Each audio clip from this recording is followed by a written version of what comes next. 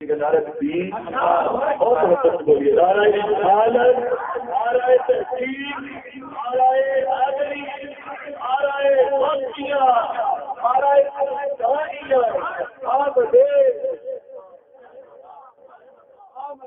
مصطفیٰ، چہرہ بدھا، مرحبا مرحبا، چہرہ بدھا، مرحبا مرحبا، آمد مصطفیٰ، مرحبا سیدی مرشدی، یا نبی یا نبی، سیدی مرشدی، یا نبی یا نبی، غلام ہے غلام ہے رسول کے غلام ہے، غلام یہ رسول میں بہت حیات ہے، نبی کا جو غلام ہے ہمارا وہ امام ہے، سیدی مرشدی، یا نبی یا نبی۔ بسم اللہ الرحمن الرحیم، نحمده ونصلي على رسوله الكريم، اما بعد فاعوذ بالله من الشيطان الرجيم، بسم الله الرحمن الرحيم، لا اقسم بهذا البلد وانت حل بهذا البلد ووالد وما ولد، صدق الله العلي العظيم وصدق رسوله النبي الكريم،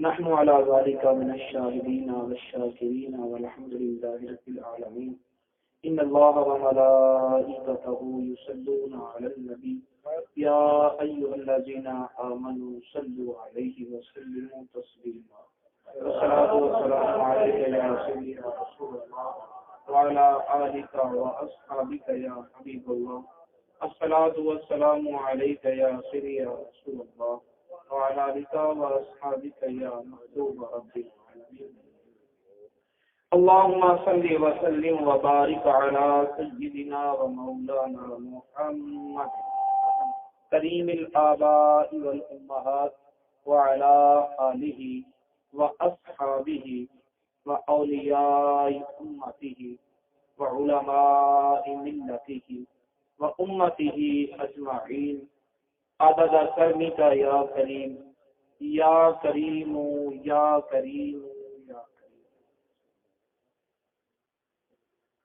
پنجے محل پنجاں وچ چانن، دیوا کس ول دھریے ہو، پنجے مہر پنجے پٹواری، حاصل کس ول بھریے ہو، پنجے امام پنجے قبلے، سجدہ کس ول کریے ہو، بے نیاز درگاہ او باہو، رو رو حاصل کریے ہو، ان کی مہک نے دل کے گنچے کھلا دیے ہیں، جس راہ چل دیے ہیں کوچے بسا دیے ہیں، جب آ گئی ہے جوش رحمت پہ ان کی آنکھیں، روتے ہنسا دیے ہیں جلتے بجھا دیے ہیں، عیسیٰ کے معجزوں نے مردے جلا دیے تھے، عیسیٰ کے معجزوں نے مردے جلا دیے تھے، اور آقا کے معجزے نے عیسیٰ بنا دیے، آقا کے معجزوں نے عیسیٰ بنا دیے ہیں، اللہ کیا جہنم اب بھی نہ سرد ہوگا، اللہ کیا جہنم اب بھی نہ سرد ہوگا، رو رو کے مصطفیٰ نے دریا بہا۔ حاضرین محترم،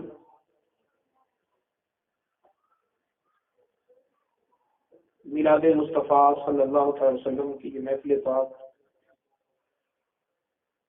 عبدالقیوم بھٹی صاحب نے جس کا انعقاد کیا،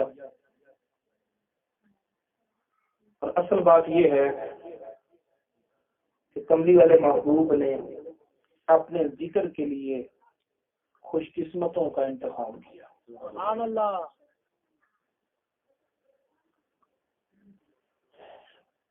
علم تصوف کی کتابوں میں نے یہ بھی پڑھا ہے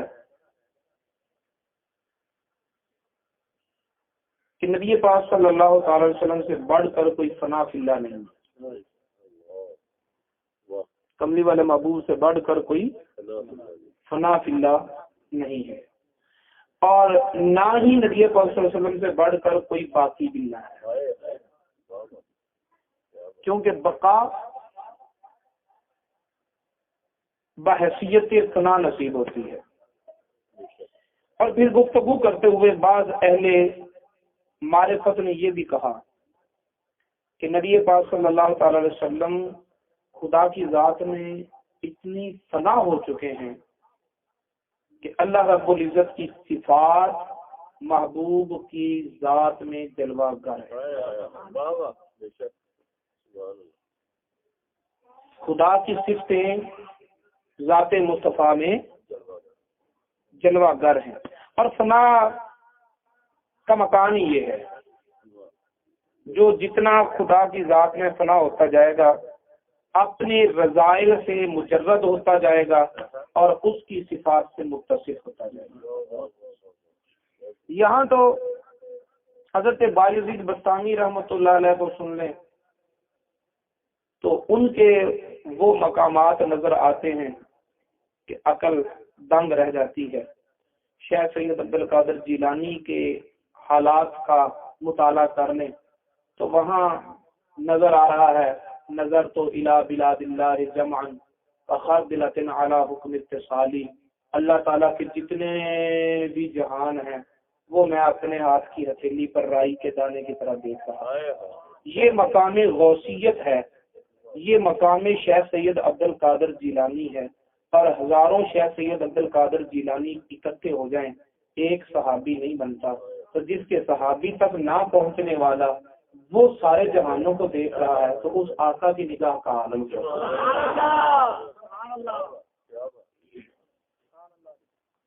بتانا یہ چاہتا ہوں کہ یہ اولیاء اللہ کا مقام فنا ہے جو اس کی صفتیں ان کے پیکر میں آ جاتی ہیں، اور پھر یہ اس کے دیکھنے سے دیکھتے ہیں، اس کے سننے سے سنتے ہیں، اور یہ کوئی صرف اولیاء اللہ کی دعوت تک کی بات ہی نہیں ہے، بلکہ کملی والے محبوب صلی اللہ علیہ وسلم نے بھی ارشاد فرمایا ہے کہ اللہ تعالیٰ ارشاد فرماتا ہے، حدیث قدسی ہو گئی، اللہ تعالیٰ ارشاد فرماتا ہے کہ میرا بندہ جب میرے عبادت کرتا کرتا فرائض ادا کرنے کے بعد نوافل کی کثرت کرتا ہے اور نفل پڑھتا پڑھتا عبادت کرتا کرتا میرے اتنا قریب ہو جاتا ہے، اتنا قریب ہو جاتا ہے، اتنا قریب ہو جاتا ہے، حتی احببتہ، میں اسے اپنا محبوب بنا لیتا ہوں۔ سبحان اللہ، میں اپنے بندے کو اپنا محبوب بنا لیتا ہوں۔ پھر کیا ہوتا ہے، فَكُنْتُ سَمْعَهُ الَّذِي يَسْمَعُ بِهِ، پھر میں اس کی طاقت سماعت بن جاتا ہوں جس سے وہ سنتا ہے۔ وَكُنْتُ بَصَرَهُ الَّذِي يَبْصُرُ بِهِ، میں اس کے آنکھیں بن جاتا ہوں جن سے وہ دیکھتا ہے۔ گویا کہ آنکھیں تو اس کی ہیں لیکن دیکھنے والی طاقت خدا کی ہے، کان تو اس کے ہیں لیکن سننے والے طاقت جو ہے وہ خدا کی ہے، ہاتھ تو اس کے ہیں لیکن پکڑنے والی طاقت خدا کی ہے۔ پھر ہوتا یوں ہے کہ دلی کے ایک شہر میں 2-3 منزلہ عمارت پر ایک نوجوان کسی عورت کے گمراہ کرنے کی وجہ سے اس ہلاکت اور گمراہی سے بچنے کے لیے، اپنے ایمان کو بچانے کے لیے اوپر سے چھلانگ لگاتا ہے، نیچے گرنا چاہیے تھا، سر پھٹتا، ٹانگ ٹوٹتی، ہاتھ پاؤں زخمی ہوتے، لیکن جب اسے ہوش آتی ہے تو دیکھتا ہے کہ میرے پیر نے اپنے ہاتھوں پر اٹھانا۔ حضور والا میں دلی میں ہوں، آپ بخارا میں تھے، بخارا اور دلی میں ہفتوں کا سفر نہیں مہینوں کا سفر ہے، اتنی جلدی آ کیسے گئے؟ تو جواب یہ ملتا ہے کہ تو از منارہ آمدی من از بخارا تو مینار سے آیا، کیوں؟ پتا کیسے چلا کہ میرے غلام نے بس چھلانگ لگا دی ہے؟ پھر اتنا لمبا سفر کیسے طے کر لیا؟ اس لیے کہ اب یہ اپنی آنکھ سے دیکھتے نہیں ہیں، اپنے کانوں سے سنتے ہیں۔ یہ ہے عام ولی اللہ کے فنا فی اللہ ہونے کی حالت۔ تو جو نبی پاک صلی اللہ علیہ وسلم سب سے بڑے فنا فی اللہ ہیں، پھر ان کا مقام کیا ہے؟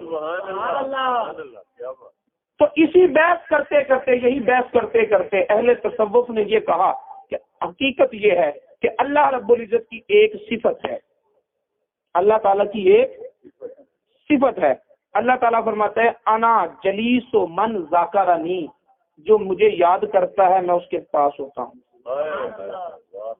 یہ خدا تعالیٰ کی ایک صفت ہے کہ رب تعالیٰ فرماتا ہے، حدیث مبارکہ میں ہے کہ رب تعالیٰ فرماتا ہے کہ انا جلیس و من ذاکرنی، جو میرا ذکر کرے میں اس کے پاس ہوتا ہوں۔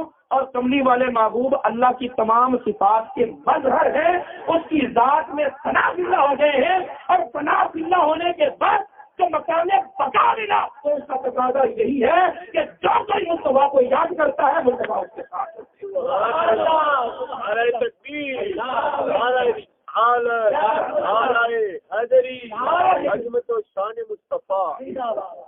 اسی لیے تو جسے نے کہا تھا نا، فریاد امتی جو کرے حال زار میں، فریاد امتی جو کرے حال زار میں، ممکن نہیں کہ خیر البشر کو خبر نہ ہو نہیں سکتا کہ ادھر کملی والے محبوب کو یاد کیا جائے، میرے ڈوبنے میں باقی نہ کوئی کسر رہی تھی۔ کہا المدد محمد تو ادھر پڑا تھا۔ تو میرے دوستو، اس لیے اسی بنیاد پر میں نے کہا کہ ہم نے محفل نہیں سجائی بلکہ انہوں نے اپنی یاد کے لیے ہمارا انتخاب کیا۔ ہر کوئی یاد مصطفیٰ کرتا ہے، ذکر مصطفیٰ کرتا ہے جہاں تک اس کی رسائی ہوتی ہے، اور ہر کوئی عظمت مصطفیٰ کو بیان کرتا ہے جہاں تک اس کا علم اس کا ساتھ دیتا ہے۔ لیکن اگر ہم عظمت مصطفیٰ کو دیکھیں کما کانا حق ہو، تو پھر ہمیں اپنی صلاح سنا نہ لگے، پھر ہمیں اپنی حمد نہ لگے، پھر ہمیں اپنی نعت نہ لگے۔ یہ تو ان کی کرم نوازی ہے جو ہمارے ٹوٹے پھوٹے الفاظوں کو قبول کر لیتے ہیں، ورنہ کہاں ہماری عقل و خرد کی بے بسی اور کہاں ان کی عظمتوں کی وسعت۔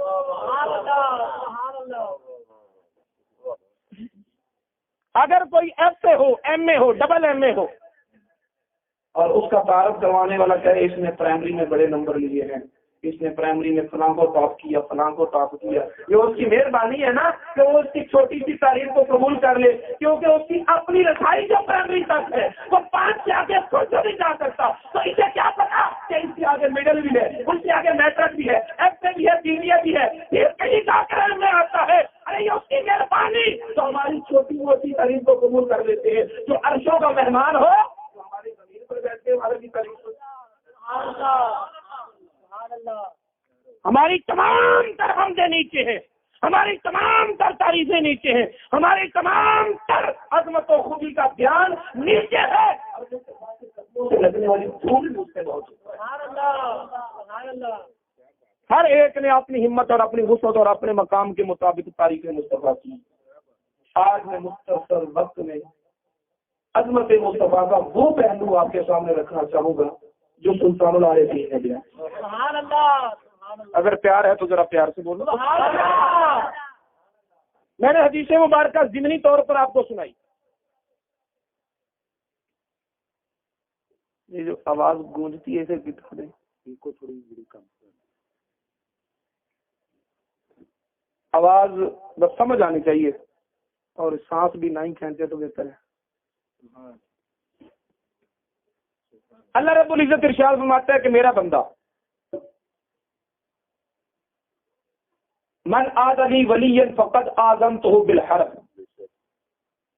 جو کوئی میرے کسی دوست کے ساتھ دشمنی رکھتا ہے، عداوت رکھتا ہے، بغض رکھتا ہے، میں اس کو اعلان جنگ کہتا ہوں، آئے میرے ساتھ مقابلہ کرے۔ اللہ تعالیٰ نے صرف 2 شخصوں کو اعلان جنگ کیا ہے، ایک وہ آدمی جو سود لے اور سود نہ چھوڑے، اللہ تعالیٰ فرماتا ہے یا تو وہ سود لینا چھوڑ دے یا پھر میرے ساتھ لڑنے کے لیے تیار ہے، یہ قرآن کی آیت ہے۔ دوسرا وہ شخص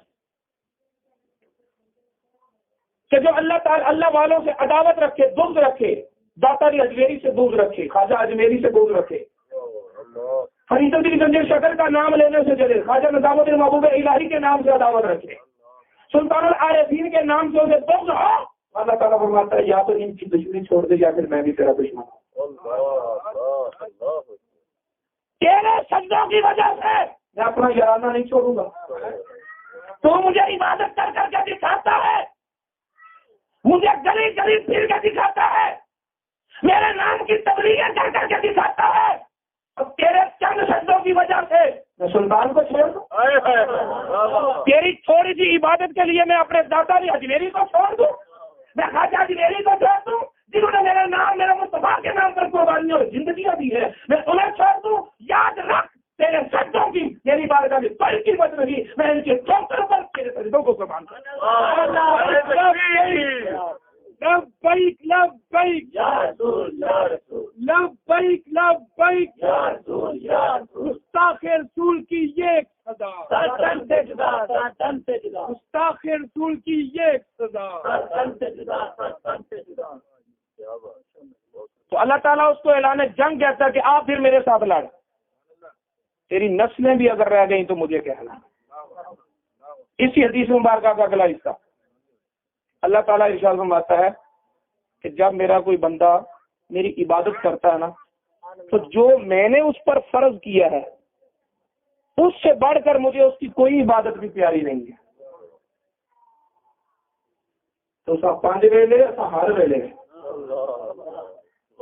مولویاں نو کی پتا کہ یار کیویں منائی دا, مولویاں نو تو پتا ہے کہ یار کیویں منائی دا. محبت کے 1000 نہیں, تم کہتے ہو محبت کے 100 رنگ ہوتے ہیں, مولوی کو صرف ایک رنگ کا پتا ہے.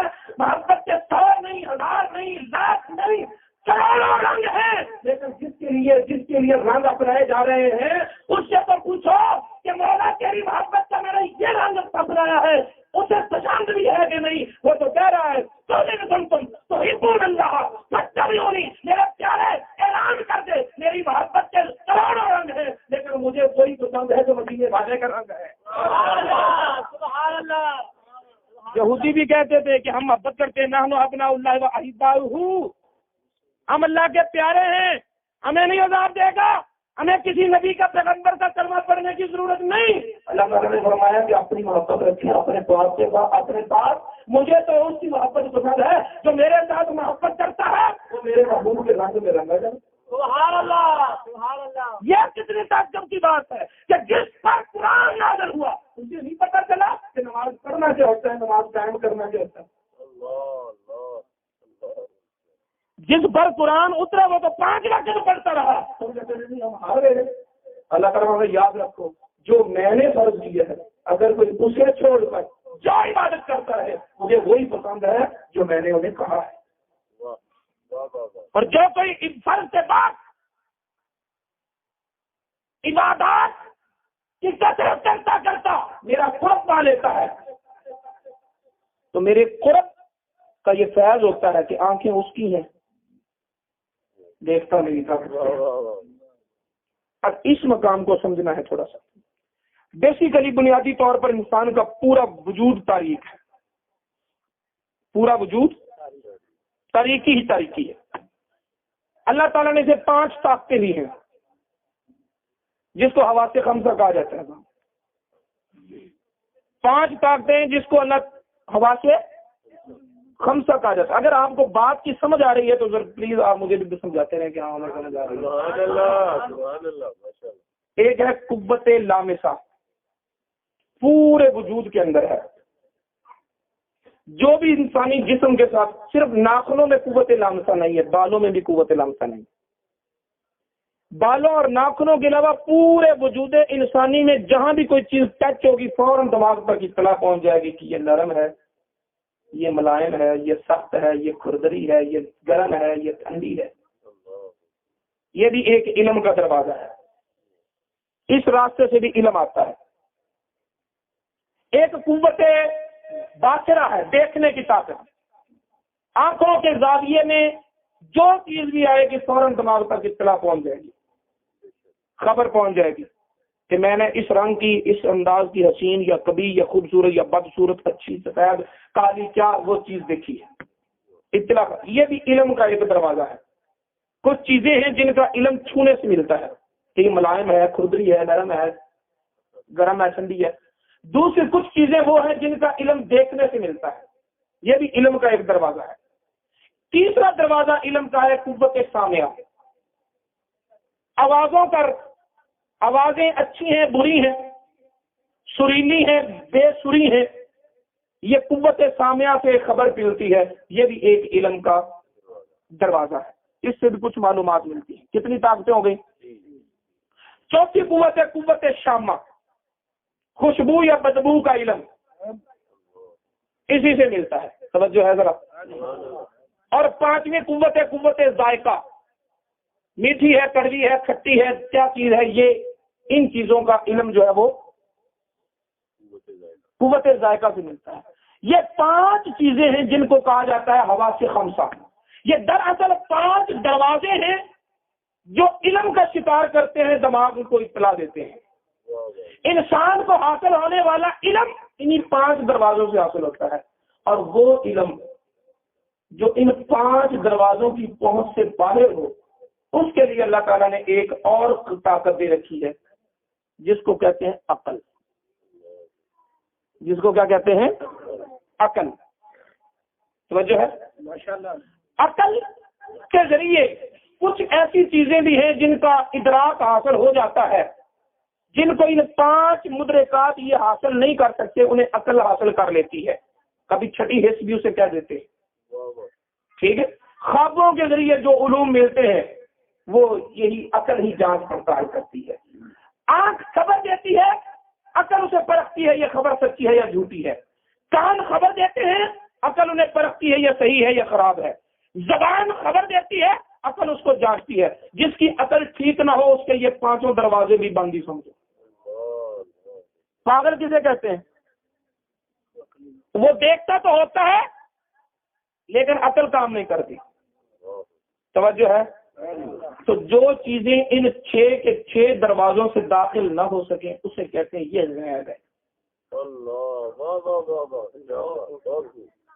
جو چیز ان 5 دروازوں سے جس کا علم حاصل نہ ہو سکے، عقل جس کو اپنی صلاحیتوں سے جانچ پڑتال جس کی نہ کر سکے، کہتے ہیں یہ ایریا غیب کا ہے. اور اس سے ادھر جہاں تک عقل کام کرے وہ عالم شہادت ہے، اور اس سے آگے جو ہے وہ عالم غیب ہے. آگے بات سمجھ میں پتا چلا کہ یہ جو تقسیم ہے نا، عالم غیب عالم شہادت، یہ تیری اپنی ذات کی وجہ سے ہے. جہاں تک تیرا وجود کام کرتا ہے وہاں تک تیرے لیے شہادت ہے. جہاں تیری طاقتیں دم توڑ جائیں وہ تیرے لیے عالم غیب ہے. یہ تقسیم ہے تیری اپنی ذات کی وجہ سے، تیری صلاحیتوں کے اعتبار سے یہ تقسیم ہے. اللہ کے لیے کوئی عالم غیب نہیں، کوئی عالم شہادت نہیں. اس کے لیے سب کچھ عیاں ہے. اگر وہ عالم الغیب ہے تو غیب وہ جو تجھ سے غیب ہے، اس سے کوئی غیب نہیں. آگے بات سنیں. انہی بندوں میں سے ایک ذات ہوتا ہے جس کو کہتے ہیں نبی، اور نبی کے پاس ایک اور قوت ہوتی ہے. وہ قوت وہ ہوتی ہے کہ جہاں تک عام انسانوں کی طاقت جواب دے جاتی ہے وہ اس سے آگے کی خبریں لا کر دیتا ہے. اس کو کہتے ہیں وحی. جس طرح آنکھیں علم کا دروازہ ہے، کانوں سے علم حاصل ہوتا ہے، قوت ذائقہ سے علم حاصل ہوتا ہے، قوت شامہ سے علم حاصل ہوتا ہے، اور جو ان تمام قوتوں سے حاصل نہ ہو سکے وہ وہی سے علم حاصل ہوتا ہے. یعنی جو تیرے لیے غیب ہوتا ہے نبی کے پاس وہی تو آتا ہے. ہر ایک پر وہی نہیں اترتی.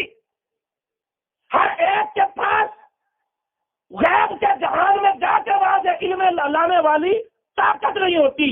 جب تم نے یہ مان لیا کہ نبی پر وحی ہوتی ہے پھر یہ کیوں انکار کرتے ہو کہ غیب نہیں ہوتا؟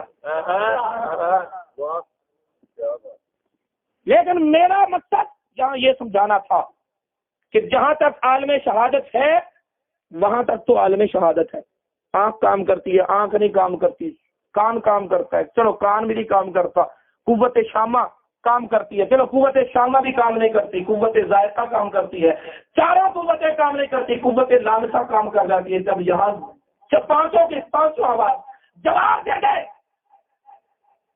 اس سے اگلی دنیا کے لیے یہ اندھے ہیں، اس سے اگلی دنیا کے لیے یہ اندھے ہیں. جیسے کسی کو دن میں نظر آتا ہے لیکن اگر سورج نہ ہو تو پھر اس کے لیے یہ اندھے ہیں. توجہ ہے؟ اگر وہاں کوئی چراغ روشن کر دیا جائے، سورج کی روشنی ہو آنکھ کام کرتی ہے، سورج کی روشنی چلی جائے تو آنکھ کام کرنے کے باوجود اندھی ہے، اندھیرا ہے، آگے کام نہیں کرتے.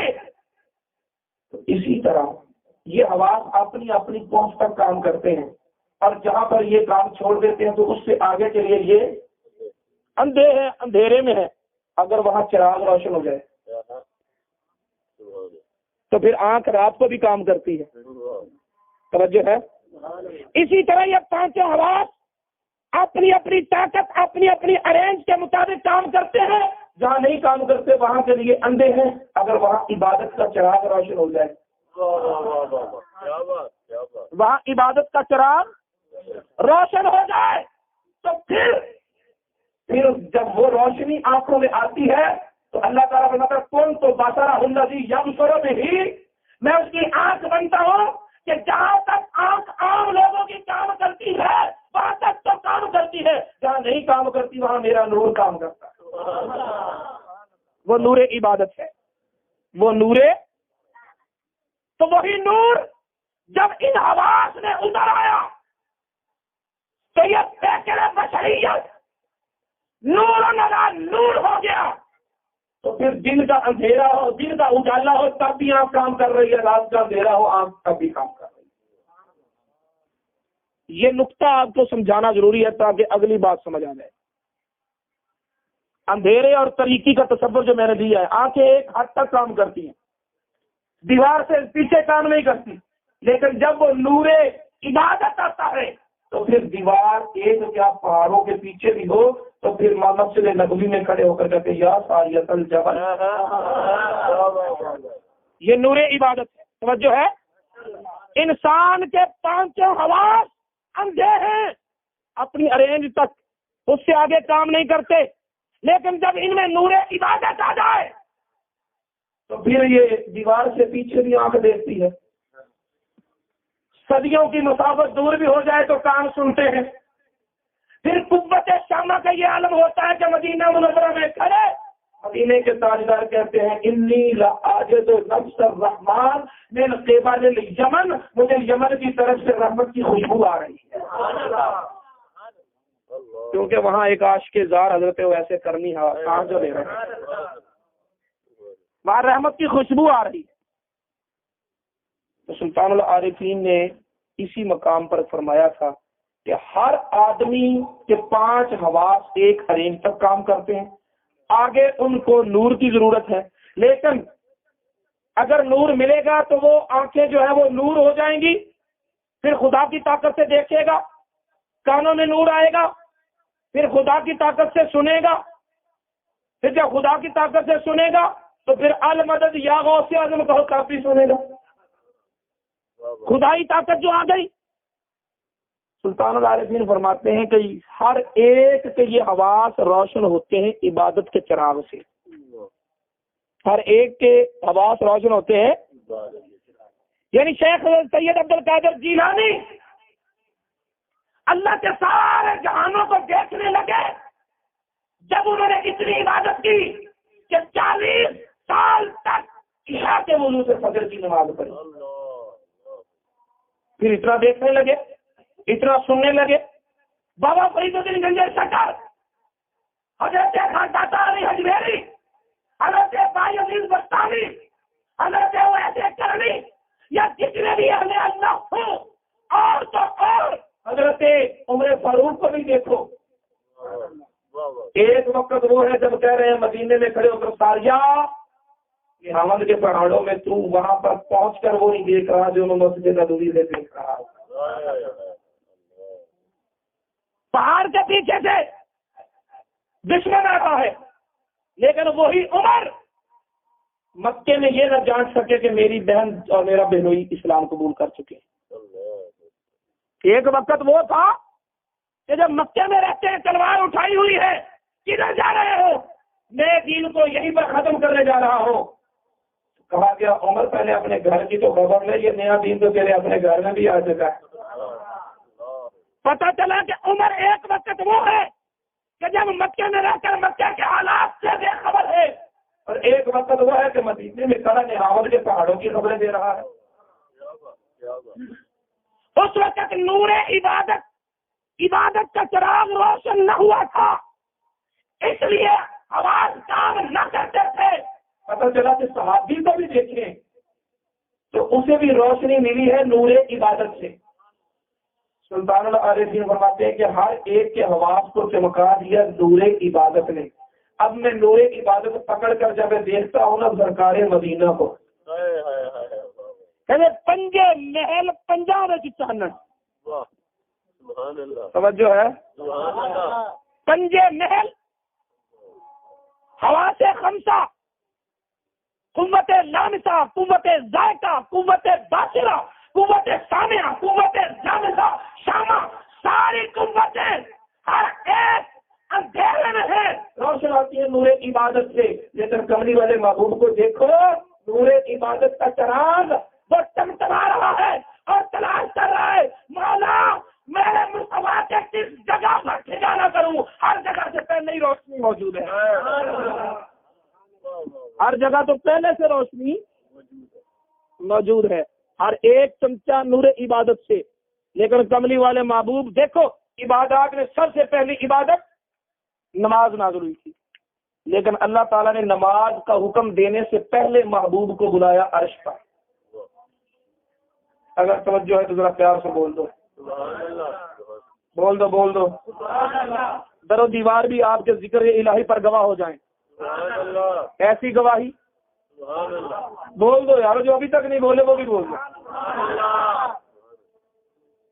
کملی والے محبوب صلی اللہ تعالی وسلم پر نماز فرض ہونے لگی, ابھی روزہ فرض نہیں ہوا, وہ مدینے میں ہوا تھا. جہاد فرض نہیں ہوا, وہ مدینے میں ہوا تھا. زکات فرض نہیں ہوئی, وہ مدینے میں ہوئی تھی. قربانی کا حکم نازل نہیں ہوا, وہ مدینے میں ہوا تھا. سب سے پہلی عبادت نماز کا حکم دینے کے لیے اللہ تعالیٰ نے فرمایا جبریل امین جاؤ میرے محبوب کو لے کر آؤ. عرش اولیٰ پر بٹھایا, مقام او ادنا کی خلوتوں میں معراج کروایا, اور جب اپنی خلوت دی وہ 18,000 سال کا عرصہ تھا یا ہزاروں لاکھوں کروڑوں سالوں کا عرصہ تھا, وہ گزرا. جب محبوب آنے لگے تو کہا محبوب ایک تحفہ ہے, نماز لے کے جانا. تحفہ ہے نماز لے کے جانا, اور دی تھی 50, پھر محبوب کے کہنے پر کر دی 5. یا اللہ پہلے نماز دے دی جاتی, نماز پڑھتے, پھر معراج میں بلا لیا جاتا. لیکن یہاں بڑے تعجب کی بات ہے یار, توجہ ہے تو میں صرف ایک بات آپ کو سمجھانا چاہتا ہوں. نعرہ تکبیر, نعرہ رسالت, نعرہ حیدری, نعرہ تحقیق, آمد مصطفیٰ, آمد مصطفیٰ. یا اللہ نماز دے دی جاتی, نماز پڑھتے, پھر سرے میں معراج ہو جاتی, کیونکہ ساری دنیا کے لیے تو یہی حکم ہے کہ الصلاۃ معراج المومنین, کلمہ پڑھنے والوں نماز پڑھو گے معراج ملے گی. لیکن یہاں تعجب ہے کہ پہلے معراج ملی, نماز بعد میں پڑھی. پہلے معراج بعد میں نماز, اور سارے اہل ایمان کے لیے یہ ہے کہ پہلے نماز پھر معراج.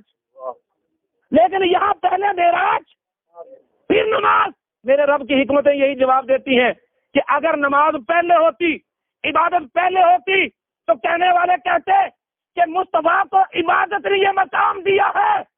میں یہی تو دنیا کو بتانا چاہتا ہوں کہ نہیں, کسی عبادت نے نبی کو یہ پیغام مقام نہیں دیا, بلکہ ہر عبادت کو جو مقام دیا میرے مصطفیٰ نے دیا ہے. یہ میرا محبوب ہے, عبادت کرے تب بھی محبوب ہے, نہ کرے تب بھی محبوب. محبوب کو میں نے اپنی محبت کی وجہ سے بلایا ہے.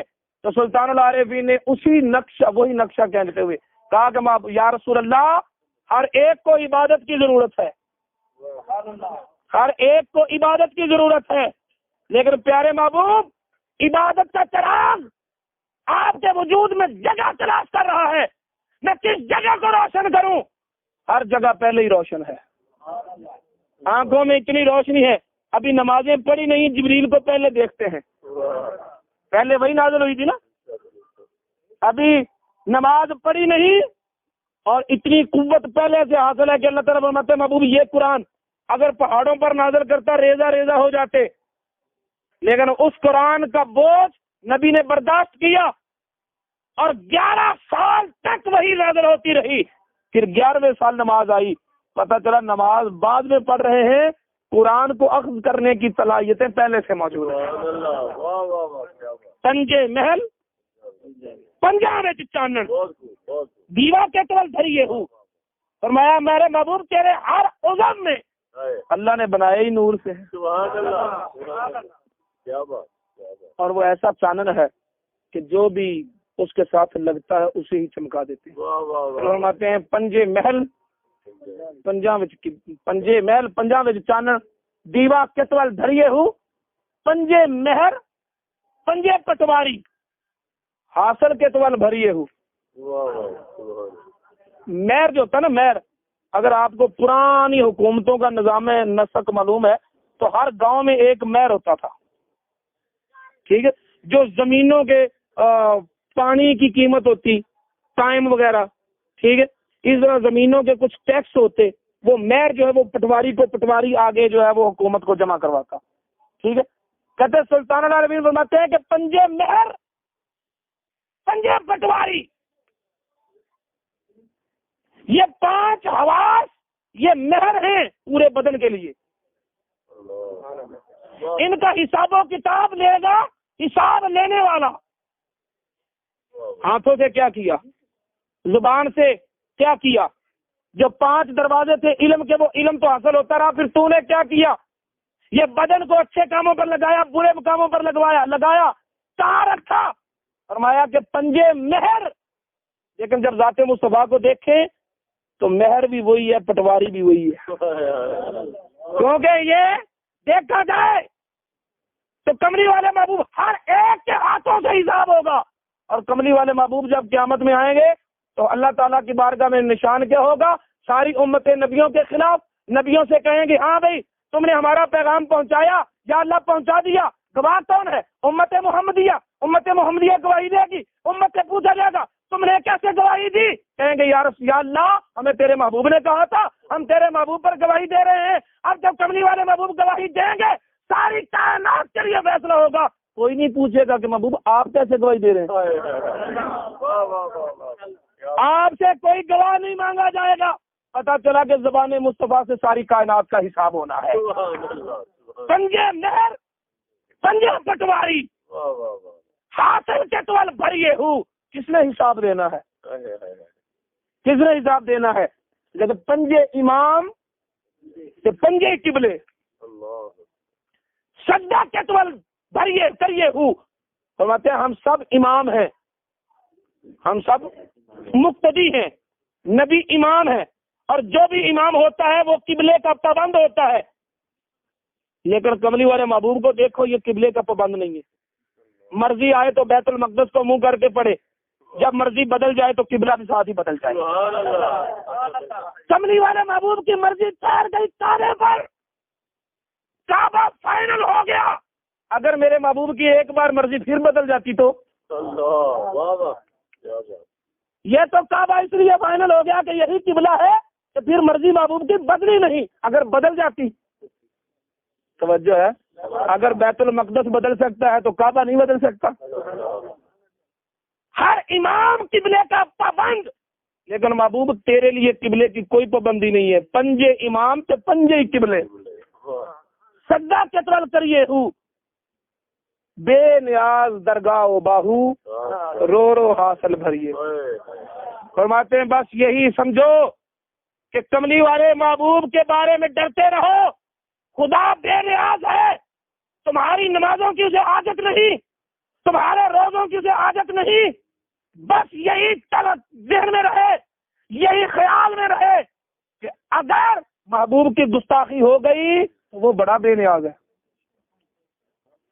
اسے کوئی حاجت نہیں ہماری نمازوں کی روزوں کی، وہ بے نیاز ہے، اسے کوئی حاجت نہیں، کائنات میں ایک بھی نہ ہوتا۔ اللہ تعالیٰ نے تو یہ بھی فرما دیا محبوب کیوں رو رو کر اپنے آپ کو اذیت دیتے؟ لا تسأل عن اصحاب الجحیم، قرآن پاک میں محبوب ساری رات میری بارگاہ میں روتا رہتا ہے، گڑ گڑاتا رہتا ہے، میں تو تجھ سے پوچھوں گا کہ تیرے لوگ جہنم میں کیوں گئے ہیں؟ میں نے نہیں پوچھ رہا تجھ سے کہ یہ جہنمی کیوں بنے ہیں، جاتے ہیں جہنم میں جائیں، تو کیوں روتا ہے؟ یہ قرآن ہے۔ لا تسأل عن اصحاب الجحیم، اے محبوب جہنمیوں کے بارے میں آپ سے نہیں پوچھا جائے گا۔ کوئی جنت میں جائے جائے، جو دوزخ میں جائے جائے، تو کیوں تڑپتا ہے؟ وَإِنَّكَ لَمِنَ الْمُرْسَلِينَ، اور محبوب کوئی تجھے رسول مانتا ہے مانے، نہ مانتا نہیں مانتا نہ مانے، میں نے جو کہہ دیا تو رسول ہے۔ وہ تو بے نیاز ہے، لیکن پھر بھی وہ تیرے لیے آنسو بہائے تو وہ مدینے کا چاند ہے۔ سلطان صاحب فرماتے بے نیاز درگاہ و باہو، نبی کا یہ مقام ہے تو وہ یاد رکھنا کہ خدا بڑا بے نیاز ہے۔ وہ فرماتا ہے ان تحبط اعمالکم، اگر تم نے میرے نبی کی گستاخی کی تو میں نے تو یہ بھی نہیں دیکھنا کہ تم نے بدر میں جنگ کی ہے، احد کی قربانیاں ہیں۔ سب سے پہلا یہ خطاب صحابہ کو ہے جنہوں نے قدم قدم پر قربانیاں دی، مکہ چھوڑا، جائیداد چھوڑی، قبیلہ چھوڑا، سب کچھ چھوڑا۔ فرمایا کہ اگر میرے نبی کی گستاخی ہو گئی تو میں نے کچھ قربانی نہیں دیکھنی، اتنا بے نیاز ہے۔ تو میرے دوستو آؤ، کوئی عبادت سے مستغنی نہیں ہے۔ کملی والے محبوب وہ محبوب ہیں، نہ عبادت کرتے، سلطان العارفین کا یہ بیت مجھے یہی بتاتا ہے، وہ نہ بھی عبادت کرتے تب بھی نور و نلا نور تھے، لیکن پھر بھی وہ ساری زندگی عبادت کرتے رہے۔ ہم تو قدم قدم پر محتاج ہیں، پھر ہمیں کیسے یہ چھٹی مل گئی؟ میرے دوستو آؤ، آج لے ان کی پناہ، آج مدد مانگ ان سے، پھر نہ مانیں گے قیامت میں، اگر مان گیا وما علینا۔